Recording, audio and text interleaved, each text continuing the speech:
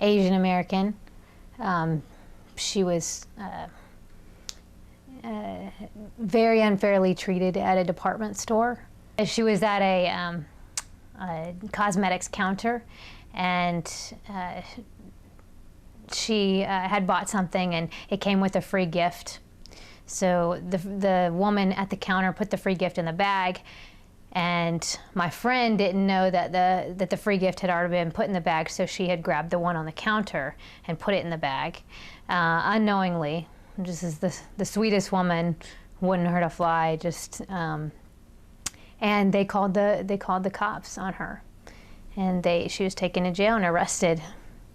I put myself in the same position that she was at, and I know there's no way I would have been arrested. I know I would not have been arrested. You know, it's the assumption that when you go to buy a car that you're going to have the money. Well, it's the assumption that when you go into a real estate office looking for a place to rent, unless you wear raggedy clothes, you know, it's that you're going to want to go into this nice neighborhood. You basically get to say what you want to, be any way you want to. You get privilege. You don't have to work as hard. You can slack off in jobs and still get promoted and still not have to worry about somebody coming after you. So whiteness to me is about privilege and access to information systems and people and power that you didn't earn. I went through a time where I was poor and I had to take care of my father, and I worked with about 100 African American men, and I was the only white male on the shop floor. And I was really horrible at this job. It was a metal grinder. I'd grind too much of it. I'd make big indentations. I was constantly messing up, and I was sure I was going to get fired. It was just a matter of time. And about 6 months into the job, the boss and a few of the managers come over. They're all white men. And I thought, this is it. This is the day I'm getting fired. And they came over and told me that they've had their eye on me and they think that I'm management material.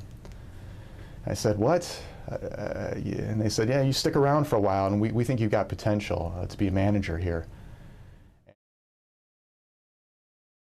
It's all embedded in every piece of our country. It's embedded in every structure that we have. It's embedded in our economics. It's embedded everywhere. When I walk into a bank, or when I walk into anybody's neighborhood, or when I walk into anybody's store, that I'm acceptable, that I can go anywhere I want, and I'm seen as an acceptable person. And the reason I am acceptable is because I'm white. I remember when I was going to get my driver's license renewed for the first time. I really couldn't see very much without glasses. I didn't have any glasses with me. They had you go to one of these machines you look in and, you know, see like what letter it is and etc. I couldn't see any of it. You know? I was one of the few white people there, and the guy behind the desk was this older white guy, and he just said, "Oh, don't worry about it, go ahead." I was like, is he just letting everybody through? And I saw that he wasn't, and I kind of was like, oh, okay. It's the ability to walk into the bank in Savannah when we were ready to build our house and borrow $100,000, and neither one of us were working. I mean, that to me, that is just so incredible that we could do that.